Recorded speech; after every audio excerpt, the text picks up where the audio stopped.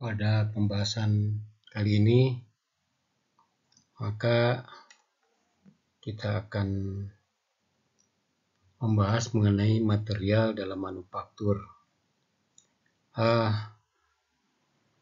Dalam kehidupan kita sehari-hari, kita tidak terlepas daripada benda-benda atau produk-produk yang dihasilkan melalui proses manufaktur yang berada di sekitar kita. Misalnya di rumah saja, itu ada lemari, misalnya ada lemari yang terbuat dari kayu, kemudian ada alat-alat dapur seperti panci yang terbuat dari aluminium, kemudian ada gelas dan piring yang terbuat dari keramik, kemudian ada juga alat peralatan misalnya casing radio, casing TV, ya, casing komputer dan sebagainya, itu dari material dari plastik. Kemudian juga ada material yang terbuat dari komposit, ya, seperti raket tenis atau raket atau alat-alat pancing. Kemudian sekarang juga ada sepeda yang terbuat dari komposit, ya. Jadi dalam istilah manufaktur, maka material teknik ini digolongkan menjadi tiga, ya. Salah satu menjadi tiga kelompok utama, ya. Pertama logam, kedua keramik, ketiga polimer, dan ada gabungan dari ketiga logam ini. Ketiga dasar atau material teknik ini yang disebut komposit, ya. Jadi nomor 4 adalah komposit. Nah, ini bisa Anda lihat dari diagram pen seperti ini, ya. Jadi ketiga material ini meskipun ketika secara kimiawi itu berbeda, tetapi sifat-sifat fisik dan mekaniknya hampir sama. Dari ketiga material ini, maka itu akan membedakan juga di dalam proses manufakturnya, ya.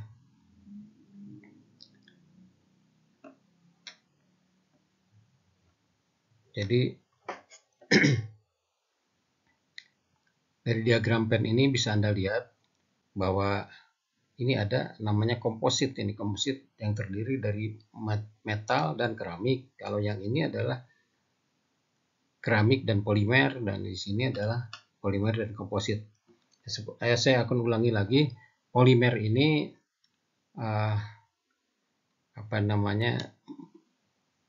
terdiri dari material untuk bahan plastik, ya, nanti resin plastik yang dibuat dari polimer ini. Kemudian juga ada karet, ya. Keramik tadi sudah saya jelaskan juga, keramik itu berada di antara kita, lantai keramik dan sebagainya. Ada keramik tradisional, ada keramik modern, ya. Kemudian metal ini, logam ini adalah logam ferrous yang berbasis besi, dan juga ada logam non ferrous yang berbasis bukan daripada besi. Material-material ini yang akan kita bahas di sesi ini. Pertama adalah kita akan membahas mengenai logam, ya. Logam. Jadi logam yang digunakan di dalam proses manufaktur, seperti kita ketahui, proses manufaktur itu kan blok diagramnya itu yang sebelah kiri itu adalah bahan material yang masuk untuk diproses. Nah, material ini tadi materialnya jenisnya apa saja? Ada tiga ke empatnya kompositnya, ya. Kalau logam murni itu mempunyai sifat tidak keras, ya, dan kekuatannya kurang, sehingga pada material teknik ini selalu digunakannya itu adalah logam paduan, ya, disusun dari 2 atau lebih elemen logam. Misalnya pada besi, ya, besi ini logam ini tidak logam besi maksudnya tidak berdiri sendiri, selalu ada paduannya, meskipun itu paduannya tidak disengaja dipadukan. Mestinya besi itu selalu mengandung karbon yang memberikan sifat kekuatan dan kekerasan pada besi tadi. Karbon, kemudian ada silisium, ada mangan, ada fosfor, ya, ada sulfur ya. Tapi itu tidak ditambahkan, itu udah dalam proses waktu pembuatan besi dan baja ini sudah ada. Sedangkan kalau paduan itu adalah dipadu uh, dengan material lain untuk memperbaiki sifat-sifat yang baik, misalnya untuk meningkatkan kekuatannya, meningkatkan kekerasannya, meningkatkan kemampuan untuk dikeras ya, serta untuk tahan karat dan sebagainya. Ini logam. Nah, di logam itu dibagi menjadi dua kelompok. Pertama adalah logam peros, ya. Kedua adalah logam non peros ya. Jadi tadi logam yang berbasis besi ini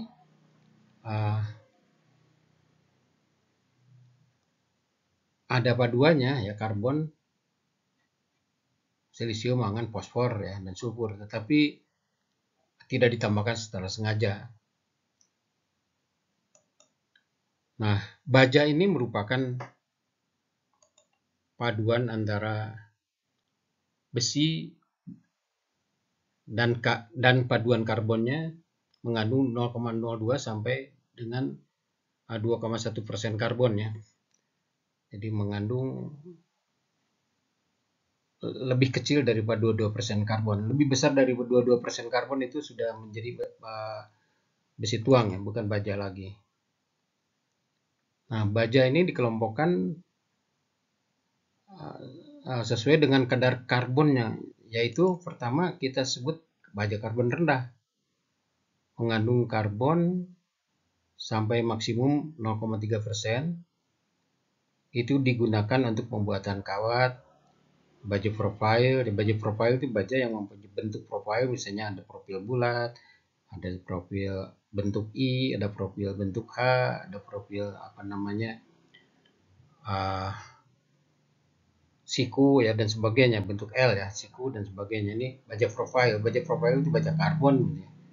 Tidak dipadu dengan unsur-unsur lain untuk baut dan skrup ya. Kemudian ada baja karbon sedang, mengandung kadar karbonnya itu 0,3% sampai 1,4%.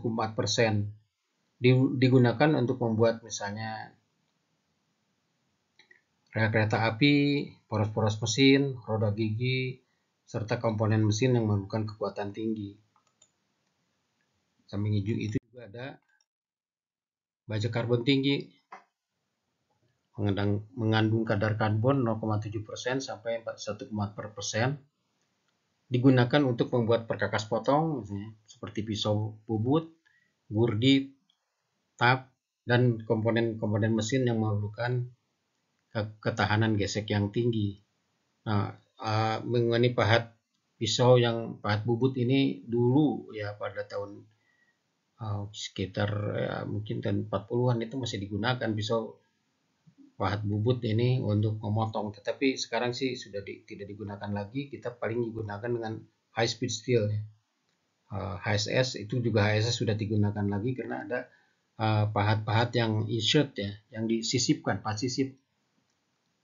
Nah, kemudian tapi untuk misalnya untuk gurdi dan tap ini masih digunakan. Kemudian juga untuk peralatan proses pembentukan pelat ya, untuk dies, untuk die set itu untuk digunakan misalnya untuk membentuk bodi mobil ya, untuk membentuk yang dari pelat, yang material yang menggunakan pelat, kemudian dikerjakan pada proses dengan mesin press ya, dan dilengkapi dengan cetakan. Jadi cetakan bawah, cetakan atas ya. Cetakan bawahnya disebut die set, kemudian dies ya, kemudian cetakan atasnya disebut punch ya. Tapi kalau kedua cetakan ini bersatu itu namanya die set ya. Baja paduan, ini baja yang ditambahkan ke dalamnya ini unsur-unsur seperti mangan, kromium, nikel, molibdenum ya. Nah, unsur-unsur tadi ditambahkan secara sengaja dengan maksud untuk memperbaiki sifat baja disesuaikan dengan kebutuhan. Kebutuhannya seperti apa? Misalnya Uh, untuk kekuatan tinggi, misalnya untuk komponen-komponen mesin yang harus mempunyai kekuatan tarik yang tinggi, kekuatan kekerasannya juga misalnya yang tinggi, kemudian mempunyai daktilitas yang tinggi, ya. Nah, itu bisa digunakan baja paduan. Tentu saja unsurnya disesuaikan dengan kebutuhan. Nah, kemudian besi tuang. Besi tuang ini besi yang mengandung kadar karbonnya 2% sampai dengan 4%. Digunakan pada proses pengecoran, terutama dalam proses pengecoran pasir. Seperti nanti kita akan bahas pada proses pengecoran, itu ada berjenis-jenis proses pengecoran, ya. Di antaranya pengecoran pasir, yang nama pengecoran ini sesuai dengan bahan cetakan yang digunakan. Jadi pengecoran pasir, digunakan pasir untuk membuat cetakannya. Ada juga proses pengecoran cetakan permanen, ya. Ada juga pengecoran dengan cetak tekan, ada juga pengecoran investment, ya. Ada pengecoran sentrifugal, ya. Juga ada pengecoran dengan cetakan gipsum, ya. Jadi nanti kita akan bicarakan pada sesi materi untuk proses pengecoran. Nah, besi tuang ini nanti kita lihat itu dihasilkan dari dapur kupola, ya. Kalau sekarang bisa dihasilkan dengan menggunakan dapur listrik induksi, ya. Nah, ini besi tuang atau besi cor ini dapat dikelompokkan menjadi besi tuang, besi cor tidak berpaduan. Tetap berpaduan tetapi dengan unsur-unsur yang tidak ditambahkan, ya. Sengaja ditambahkan, misalnya ada unsur karbon, silisium, mangan, fosfor, sulfur.